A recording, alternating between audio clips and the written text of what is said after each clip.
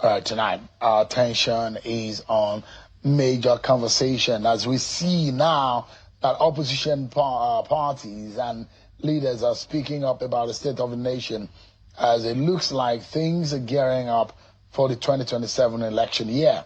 So, last week on the program, just about the end of the week, we had a spokesperson of the African Democratic Congress, ADC, Malam Bolaji Abdullahi, was a guest on the program. He had to speak about a lot of issues relating to the handling of President Bola Tinubu and the government of the state of affairs of the country.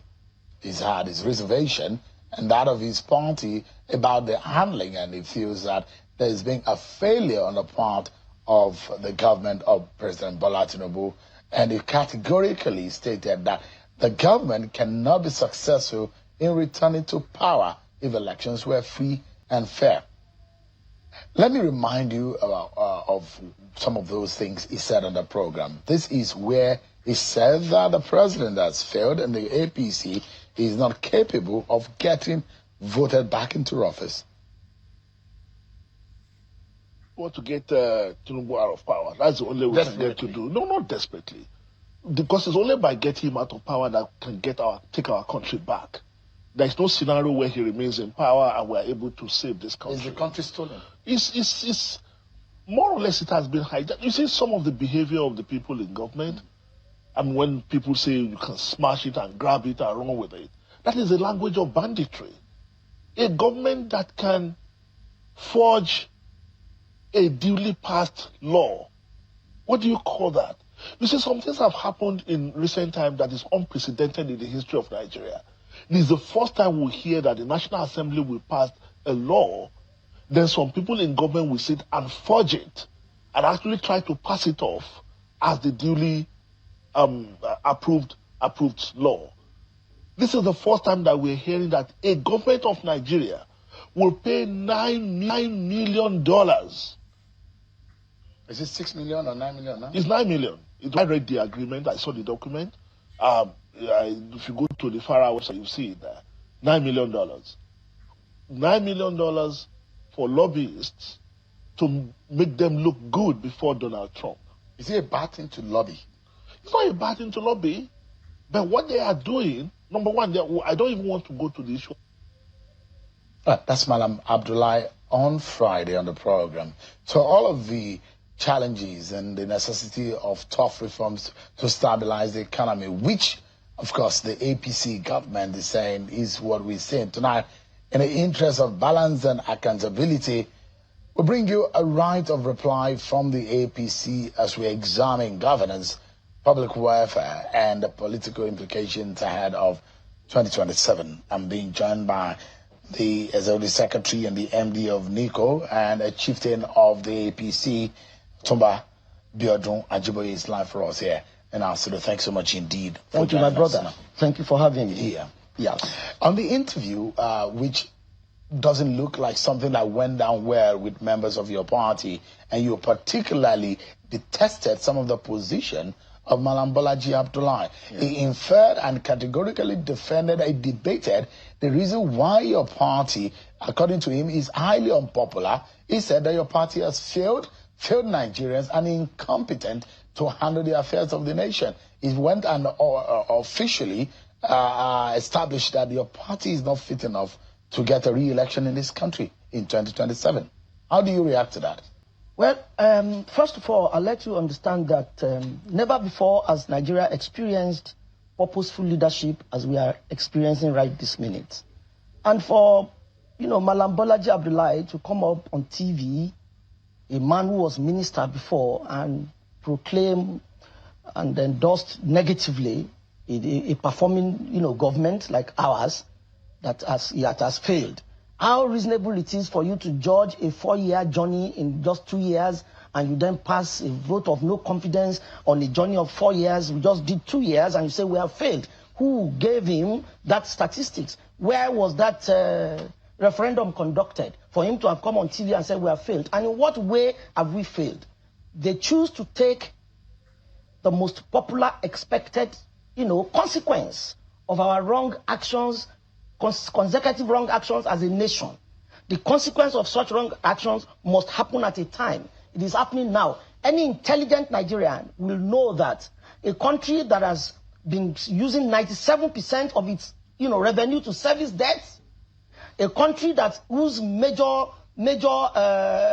export is oil and has not been able to meet export quota for many years, a country that does not have a production sector working, will come up to a problem at some point. You don't need to have a degree to know that. And I expect Bolaji to understand that simply. Now, the consequence has come. And here is a man who says, okay, I reasoned with this consequence before I campaigned that you should vote for me. I am equal to the task. I will take these issues fundamentally from the beginning, and we will tackle it. That's exactly what President Bola Tinubu is doing. Okay, right today, as we speak today, by 2023 May, whether we liked it or not, there was no possibility of continuing with subsidy. Bola Tinubu did not remove subsidy. He only announced the removal. And some people are saying, why will he announce subsidy removal without preparing for it? How will he have prepared for a subsidy that was impossible to continue with as at the time he came to power?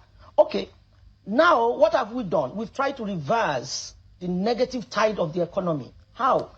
Unemployment rate has dropped drastically from from 33% to about 4-point-something% now. Now, inflation had dropped from... Unemployment rate? Yeah. You need to check your... No, but unemployment rate from 33% to 4.1%. As of 2020 was about 33%. Yeah. It has dropped drastically. Reason being that there are other sectors of the economy that are absorbing people, not the major sector of the economy.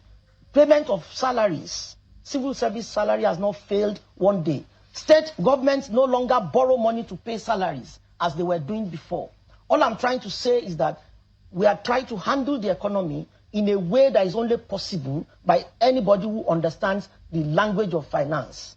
That's exactly what I'm trying to say. I'd like to ask you, Yes, please. When opposition figures argue that since the removal of fuel subsidy, because debates are easy to have if you speak the language very well and you understand your statistics and your data.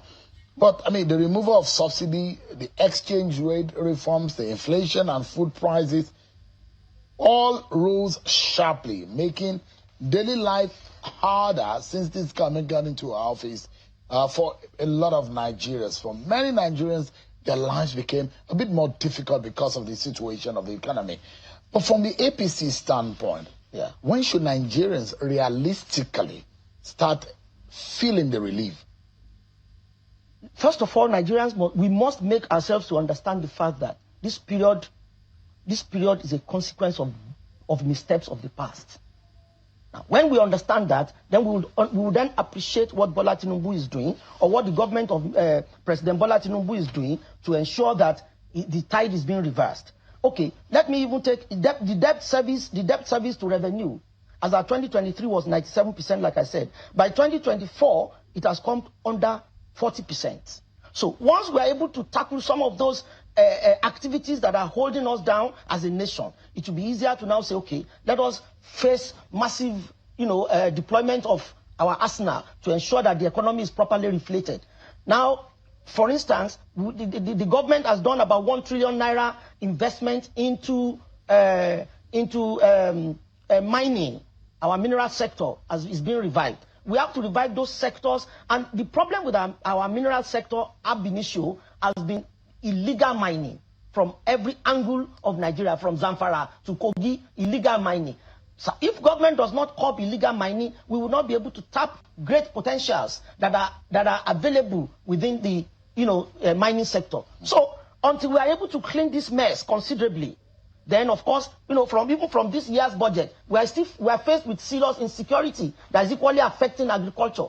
Now the insecurity is getting resolved as we speak, gradually. At least we are facing it headlong. The President Bola Tinubu's government is the first government that has actually done something substantive with respect to insecurity. So, my brother, we need to face the problem. We need to find ways of resolving the problem, step it down dramatically before we can begin to talk about growth. Yeah. So, how easy are you able to convince Nigerians? You are reeling out some figures. You're saying you're talking about defending the policy decisions of this government. But some of the people you're talking to tonight, they will be asking the microeconomics side of things. They are not feeling it. They are not seeing it. Their lives is becoming more miserable. That misery index and that feeling of inability to cater for oneself amidst of the economic hardship brings some kind of hopelessness. What do you tell those kind of people who are listening to you? Yes, Otumba Ajiboye, you have said all of these figures, but the fundamentals is about the food on the table and the money is in the pocket. Shem, truthfully, I agree with you. The common man on the street must feel the impact of government's policy positively for them to adjudge government positively. With a fact, you have just said it right. But believe me, unless and of course we are able to tackle the fundamentals that is holding us down, we may not be able to get to that. Nigerians have failed by not educating its citizens why and how we got here. But I've asked you, when do you realistically think that some of Nigerians should start? By the end of 2026, with the budget of 2026, there will be some hope. Food prices have started coming down. That much I know. Food prices have started coming down. Agriculture has been given a huge place in this 2026 budget. Now, just about last year, the government imported 2,000 tractors into Nigeria to boost agriculture. A country that is not able to feed itself is a country that will not be able to trudge on. Now we have seen how even inflation is dropping. By November 2025, inflation was only 14.5%, which was, as of December 2023, about 28%. Give us some slack. Appreciate some little work that we have done. We are, for anybody who knows the kind of leadership Bola Tinubu, practices, is a populist, a welfareist kind of leadership. He cares about the people more than anything else. Are you worried, Majoe, that some of the things that you're talking about, a lot of the populists and the people of Nigeria are very disconnected? They're very disenchanted about this government. And there are those who believe in the opposition that your government is becoming rather unpopular. How do you fix that gap? No matter the Turenchi in the local parlance that have been said, those who cannot feed know that they cannot feed. Those who don't have money in their pocket know that they don't have money in their pocket. Those who had some kind of money in the quantity they have it today, yesterday, and they're spending it today, and they know that what it fetched them the last time and what you could fetch them this time around is a huge departure from it. How do you explain the disconnect between the Nigerian people and what this government is doing? Do you think that this is going to hurt a possibility of the thinking of the Bola Tinubu returning?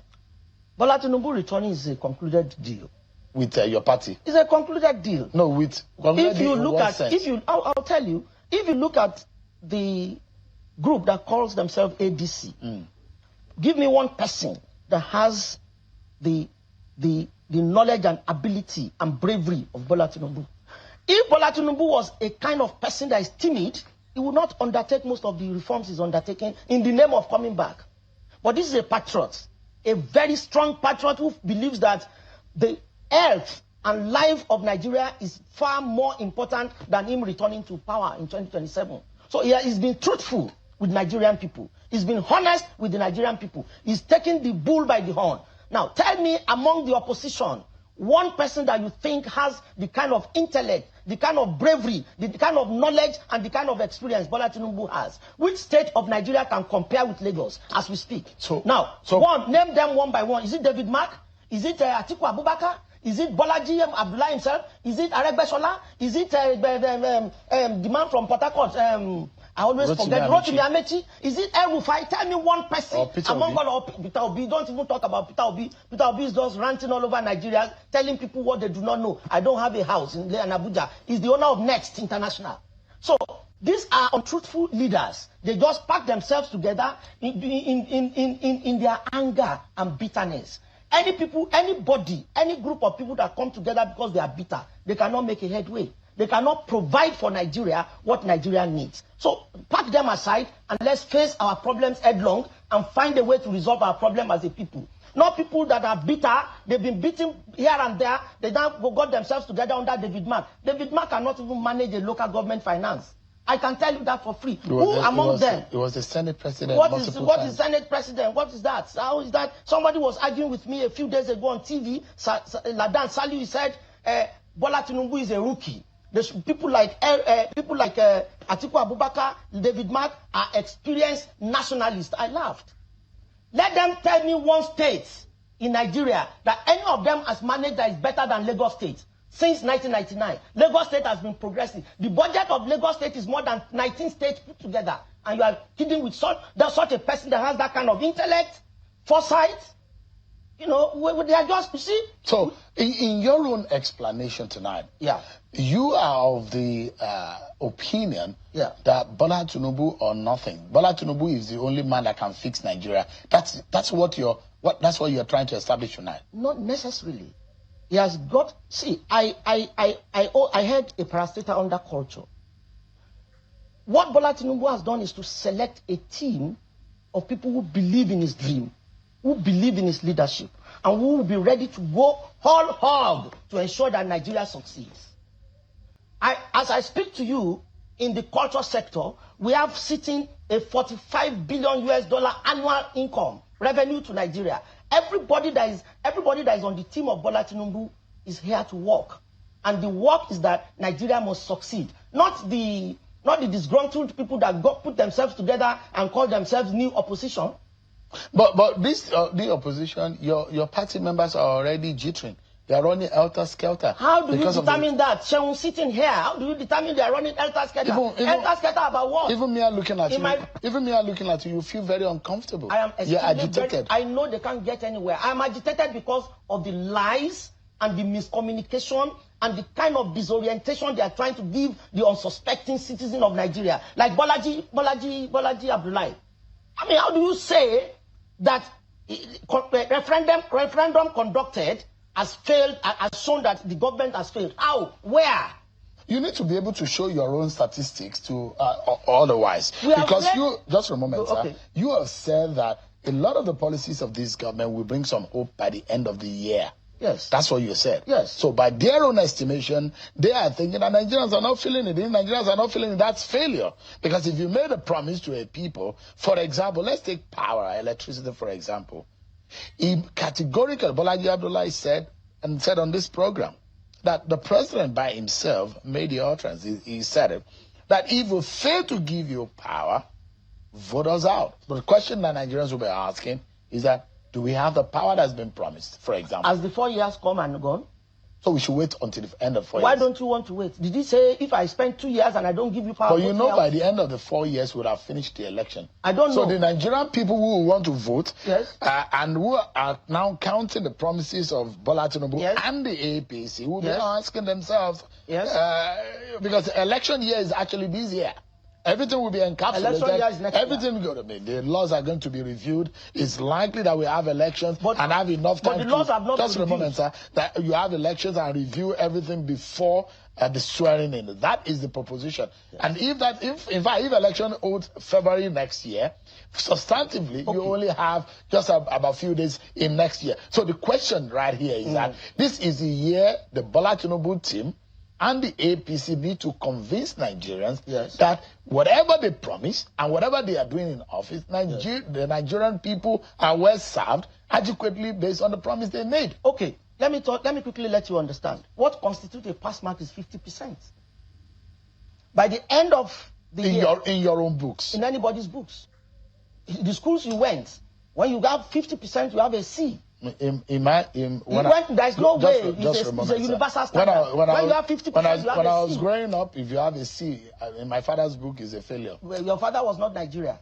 It was your father. No, I'm saying so. No, so what I'm saying, 50% it might be. There's no need. So in your own books, if you have a C, it's okay. Brings home C. If you have C in but don't you think that Nigerians deserve more than this? That's not even the issue.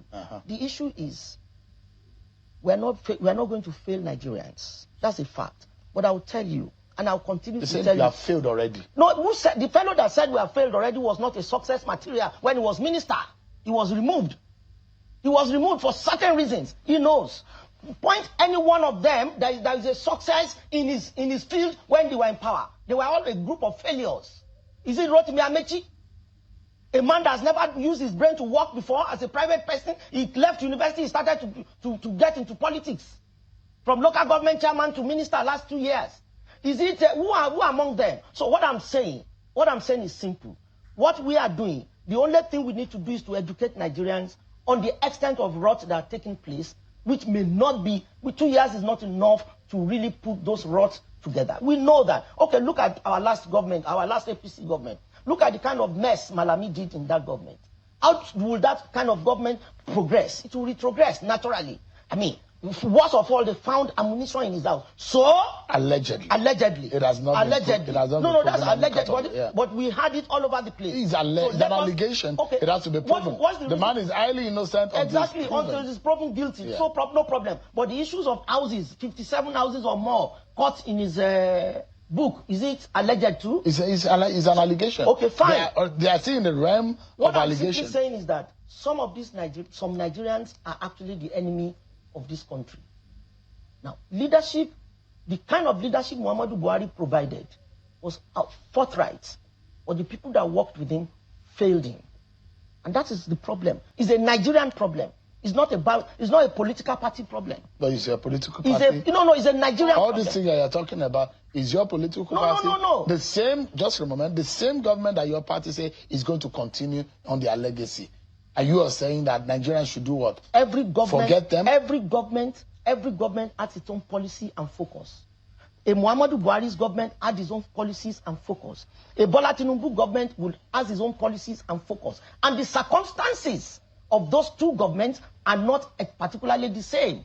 The kind of circumstance we have met here in 2023 is entirely a difficult situation that we are struggling very hard to ensure we tackle. And I have not seen any of those people who can do better. Are you kidding me?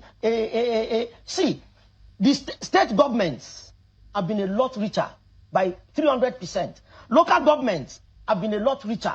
Now, the problems of the common man on the streets should rightly be given to state governors and local government chairmen to employ to take care of the citizens of their locality. We cannot blame every failure on federal government, as it were. It's not just right. That is why the fact allocation for state government have tripled since the removal of oil subsidy. We should begin to ask the governors, what have you been able to do to help the citizens on the street in your states and in your local government? Let me just for a moment.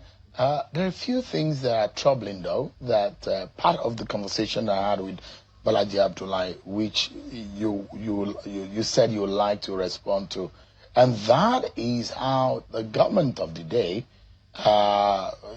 used the help of lobbyists when there was a diplomatic threat by the U.S. government. Let me remind you of what Balaji. A lot of our viewers maybe wouldn't catch that interview. Let me remind you and them of this, and I'd like to get your response. This was Balaji Abdullahi talking about the employment and engagement of lobbyists, the value of that to diplomatic engagement with the United States and the cost of it also. Take a listen.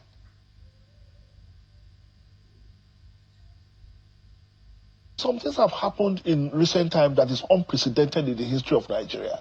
This is the first time we hear that the National Assembly will pass a law, then some people in government will sit and forge it and actually try to pass it off as the duly approved law. This is the first time that we're hearing that a government of Nigeria will pay $9 million. Is it 6 million or 9 million now? It's 9 million. It was, I read the agreement, I saw the document. If you go to the FARA website, you see it there. $9 million. $9 million for lobbyists to make them look good before Donald Trump. Is it a bad thing to lobby? It's not a bad thing to lobby.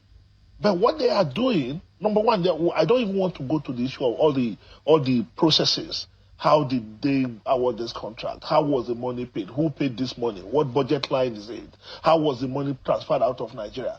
We are not even going into that. But when you are paying $9 million If you invest $9 million on your internal security matters, you will see results. And you don't have to convince the president of another country that your country is safe. You are paying $9 million to a public relations group in the US, company in the US, to make you look good, to tell Americans and the American president that, as a matter of fact, what you think about us is not who we are. So, and that is all they care about. They don't care about whether Nigerians are still dying. They don't care about why people are still being killed. They just want to look good before Americans. Mr. Ajiboye, how do you react to the opposition? I'm surprised that somebody like Bolaji Abdullahi, a journalist is a media person, will speak like this. When Donald Trump woke up one morning and said there's Christian genocide in Nigeria, we all know there was no Christian genocide. Those people were killing everybody, Muslim, Christians, everybody. Some people had gone behind to impress on Donald Trump that it was a deliberate, act against Christians. That was not good enough. Now, the trajectory that man was going with, he would wake up one morning and started bombing and started destroying everything. What the government had done is the most intelligent thing I've seen in diplomatic circles. The government took it easy with him. We convinced him to the extent that they came to do an investigation, on the ground investigation by themselves. We sent our experts over there to convince them that there is nothing like, Christian genocide. What we are having in Nigeria is a general insurgency of some ISIS, ISWAP, and all of that. Okay. Is it wrong to employ the services of public relations experts? Is lobby a criminal act? In public relations, which I know very well, when a situation is getting tacky and the channel of conviction is a bit narrow and thorny, you need some experts to break the ice. So what has Nigerian government done wrong? You see, these people are very wicked, and Nigerians need to understand that coalition called APC is evil, and I'll tell you what I mean. See him talking about there's no food in Nigeria. Why spend $9 million to do PR? For God's sake, we saved Nigeria from some unjustifiable and hallucinating destruction that could happen from one man whose action cannot be determined the next minute. We have seen that man take a lot of actions that were not actually justified. And when he said further that Nigeria wanted to be nice before the Americans, what kind of statement is that? What kind of absolute illiteracy was that? Are we trying to be good before Americans, or we are trying to explain to people who do not have the right information about us that this is not right? What we are hearing is wrong, and we have succeeded in doing that. Isn't that reasonable? Today, they are fighting the insurgency for us the way nobody else has fought it. Neither Jonathan, neither Buhari had been able to fight it. So haven't we succeeded in doing something? Haven't we succeeded in getting something home? Why is he saying all of this? Just because of election? Just because we want to paint the government bad? So that Nigerians need to be very careful of these people. I can tell you that for free. They need to be very careful of these people. At the end of the day, if the Nigerians are not careful with these people called ADC, they will not only destroy Nigeria, they will destroy the future of Nigeria. Because they are coming with a lot of belligerence, anger, and irresponsibility, if I may say. How do you come on TV and say things like this? So, you are now beginning to say 9 million is so much. If he was Minister of Information and he has to manage it, what would he have done? Give me a moment. I'll talk about the Ajiboye. We're due for a break. But there is so much more that Bolaji Abdullahi said. There are critical issues that this government needs to answer to the Nigerian people. And the fact that a lot of Nigerians may not be happy with your government about some of these issues, and I'd like you to reply and give explanation on those issues. But that will only be after we return from this break. Stay with us. Otuma Abiodun Ajiboye is the Executive Secretary and the Managing Director of NICO, an agency under the Culture Ministry. And he's been speaking as a right of reply to what the spokesperson of the African Democratic Congress, Bolaji Abdullahi, said on the program on Friday last week. Let's continue our conversation. Also, there are those who fear that this government may have had some dealings with other governments like the United States on some health and medical arrangement, and that Nigeria got a shorter end of the stick, and that is unfair to the Nigerian people. And in fact, it does look like some of these things were done hush-hush, and Nigerians are not privy to it. And from what Bolaji Abdullahi, the way he described it, it looks like it reeks of some kind of secrecy and some kind of fraudulent manner in which that engagement was done. But I'd like you to respond to him, but hear exactly in his own words how he described it. Around 19th December, this government signed an MOU, a medical MOU, with the United States, this same United States. When I read the details, it is shocking to say the least. You go and look at it. That even though Nigeria is paying more, the Americans dictated the term. They decided, in fact, they decided how the money will be spent and what section of the country they want the money to be spent on in our country, even though we are paying more. No Nigerians have seen the details of this MOU. Now, that aside, I'm sure you, wherever you went on holiday, I'm sure you knew when President Trump went to grab the Venezuelan president. Nigeria, historically, were a non-aligned nation. That's what we call ourselves. But Nigeria, up to now, has said nothing. How did we get here? What did our president do that he no longer has a voice? How does your party or this government defend some of these claims that Bolaji Abdullahi and some of his position on these issues? He doesn't have anything. He wasn't saying anything. He was only trying to look for what to say. He was busy struggling to look for what to say. He hasn't said anything that is worthy of response. Now, what do you mean that Nigeria signed an agreement with America, and the content of that agreement? Are you privy? Do you know about that? Must I know every agreement Nigeria signs? No, I'm asking if you don't. I do not know. It might be difficult for you to respond if you don't know. No, I do not know. But the fact remains that the agreement I signed on behalf of Nigeria in culture sector, did I put it on the newspaper for him to see? So all I'm simply saying is that they have left the substantial issues. They are now going after finicky, petty issues just to call the government a bad name. Are this the kind of persons that will run Nigeria? He said that why hasn't Bola Tinubu spoken about the Venezuelan president? What exactly is that? What is it supposed to mean? So, is the Tinubu government afraid of Trump? Afraid of what? We are saying to you that, even let me go back to the issue of $9 million. What we have gained from that diplomatic arrangement with the United States as a nation is well over $9 million that we pay for PR for lobby company. They brought equipments. They have been striking. They have been helping us to resolve the problem, the military security problem we have not been able to resolve over a long period of time. And I can tell you for free, Sheung, if the president had not handled that issue as maturely, as reasonably, as intelligently as he did, what we are saying now would have been a catastrophe. And I think he did his best, and I'm proud of him for the way he handled the issue of the diplomatic issue with America. These people can never be happy because, I told you before, they are a pack of angry human beings, disgruntled people. All they want to see is that the government is collapsed or government collapses, and nothing good. Even if they see good things, how do you say a government that is tackling education, 54 billion had been paid as student loan through NEL fund? We are doing infrastructure.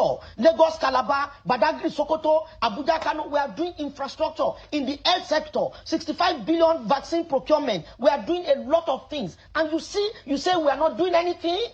What exactly do they want?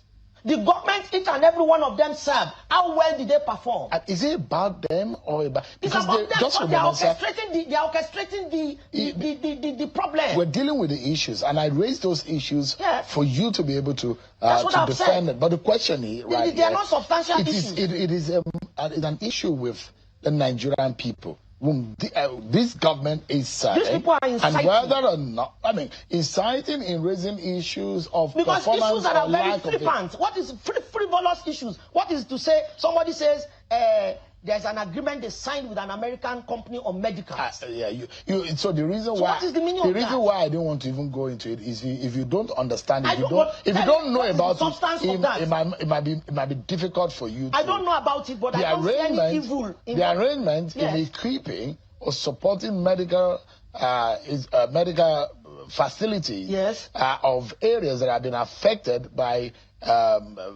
violent extremists and all of that. If you're not privy to those conversations, it's not a conversation for us to have. But if he's asking any accountability from the government, there's nothing wrong in asking for accountability. So that's the question. So let him write the Minister of Health for clarification. Is it also not okay for an opposition to say, look, and I don't think that Nigerian is getting a fair deal in a deal that you have struck in on behalf of the Nigerian people. And the fundamental question here is that maybe your government, according to what Bolaji Abdullahi said on this program, is not accountable enough, is not being fair in its dealing with other people on behalf of the Nigerian people. That's not correct. I challenge him to substantiate that argument. And in my personal capacity, an official capacity, I will write him a letter that I need him to clarify. And if he fails to clarify, I will take him to court. I have a right. You have lied against the government. Come and clarify yourself in court. I will take Bolaji Abdullahi to court in my personal capacity as a Nigerian citizen. And I'll get you posted. We cannot, because of opposition, come on TV and begin to say frivolous things. What is the meaning of when they took the Venezuelan president, our president did not say anything. He couldn't find his voice. You don't think the president should have reacted to it? There's nothing wrong if the president reacted. But there's nothing abnormal. There's supposed invasion of one leader of another country and another leader. Give me on the tip of your fingers how many countries reacted. That Nigeria is now found wanting for not reacting. Now, that's not even the issue. Nigeria is the number one country in Africa. Exactly what I'm saying is that as long as the Federal Ministry of Foreign Affairs had put a reaction together, it is sufficient. Now, whether you like it or not, Sheung, I am telling you frankly today, Nigeria has enormous problems that President Bola Tinubu day and night is struggling to resolve. It's only a brave man of that caliber that can face this problem. None of these people, they will chicken out. The problem is so enormous. Do you know what it is for a government not to be able to pay salaries? For state governments to be borrowing and borrowing to pay salaries? That is we are falling to the status of Sri Lanka. Sri Lanka became a big mess. And if not for Bola Tinubu's reforms, by now, 6 months after May 2023, we would have fallen to the status of Sri Lanka, where there was 70% inflation. And with 20,000 naira, you can't buy a loaf of bread. All those problems were there. When last did you see a long queue at petrol stations? That used to be the phenomenon many years ago. We need to take another break. But when we come back, this time around, I'd like you to let Nigerians know, what will you be telling the Nigerian populace if elections are to happen in any state or any part of the country about the promises your party made, and in fact, I would like to take you up on the personalities that are running for office and whether or not the figures that we saw in 2023 and now the alignment of forces of those who ran second and third after President Tinubu coming together. Maybe it poses a danger and a possible ousting of this government at the polls in 2027. I'd like to get your views on those issues, but that's going to be after we return from this break, everyone. And with us, so let's wrap up our conversation right now with Otumba Biodun Ajiboye. I'm curious, though, to what your party will be telling Nigerians, especially for some of the unfulfilled promises that are being made. Are you going to be asking for more time? What exactly would you be telling them? We will be in a position to tell Nigerians how well we have done. We will be in a position to tell Nigerians that what they have experienced before we came was quite enormous. And we've done so well to be able to bring it to this point that we will be telling Nigerians the much that we have done for the Nigerian people that is enough to inspire their future. We'll be telling Nigerians how much we save the future of Nigeria from collapse. And that is the truth. There is nothing, we are not going to be short of what to tell Nigerians. We have more than enough to tell Nigerians. Are you aware of what happened today at the Ministry of Finance? With Dr. Doris, the Minister of State for Finance. The issue of budget. 4 trillion debt owed to some of those who have collected loan from banks, some of those who have sold their houses to do contract for the federal government, and the federal government has failed to pay This is from 2020, some from 2023, rolled to 2024, and rolled to 2025. Now, we are using the revenue of 2025 to service 2023 budget, 2024 budget, 2025 budget. That's exactly what has happened. How much revenue was Nigeria making in 2023? Almost nothing. All the money was used to pay subsidy. So, you see, this is why I'm telling you, it takes a lot of intelligence to navigate through this problem. The earnings of 2025 was the only substantial earnings we have had almost in 10 years. Now, that same earnings, that same revenue is what we're going to be using to, that is why they said 30% of 2025 budget will be implemented in 2025. 70% of that will be implemented in 2026. It is the most intelligent, the most logical, the most feasible, the most forward-looking action that anybody who went to school can take, especially when you know finance. But some other people will disagree. See, just a moment, there are those who think that it is lackluster, it is disgraceful and disastrous in the manner in which the economy has been managed and how the budget has been designed. Was it disgraceful when we were using 97% of our revenue to service debt? Was it disgraceful when we fell short from 2 million barrels per day? Has this kind of arrangement ever happened in the history of this country? What I'm saying to you is that those were the problems, those were the missteps. A problem happens in the morning, but it manifests at night. The missteps is not today.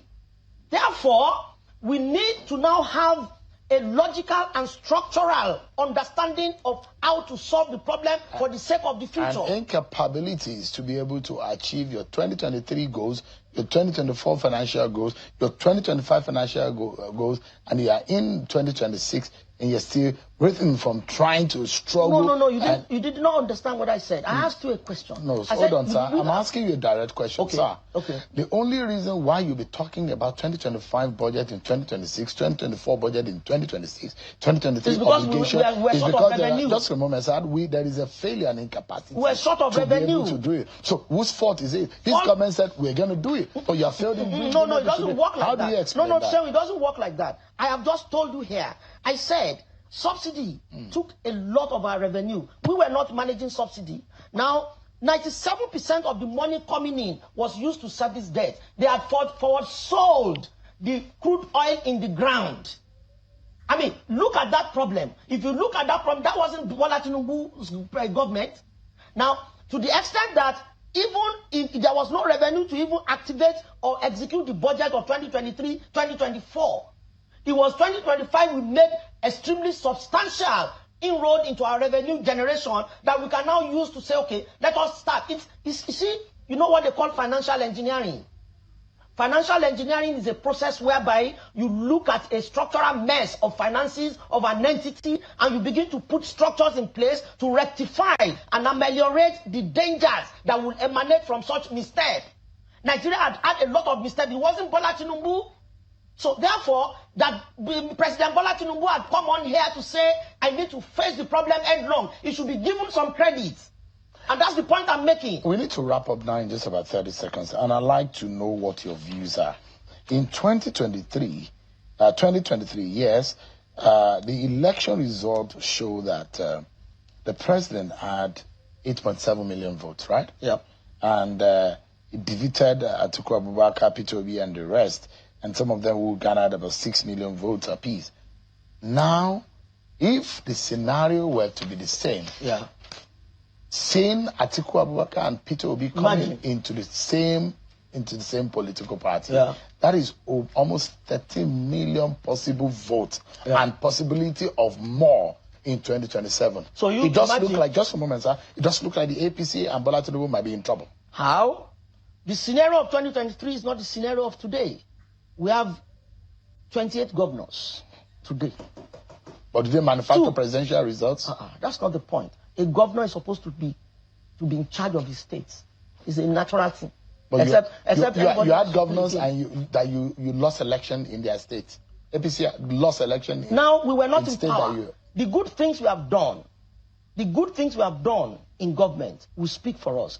Obi is no longer commanding the followership he was commanding before. Tell me that governor in the southeast that is Abga, or that is what's Obi's party? What's Obi's party? Labour Party, or even his new Democratic Party. What I'm saying is that scenarios have changed. In the past, Obi had total control of southeast and Lagos. He didn't have total control of Lagos. He defeated your What happened? In the governor, we're talking about presidential election. No. Presidential election. No. This is the argument. This is the argument of the bad belly people. What the president needed per state is minimum of 25%. But he lost his home state. He did not as lose a politician. He had 54%. Your capacity is shown whether in your home turf. No. We don't have the time any longer. He was going for presidential election. Why didn't Labour Party win governorship election? In Lagos. Thank you so much indeed. Thank you, my brother. I appreciate it. It's really nice here. I'm sweating. I appreciate it. That's our show for tonight, everyone. Many thanks for watching. I'm Sean Wakembale. God bless Nigeria.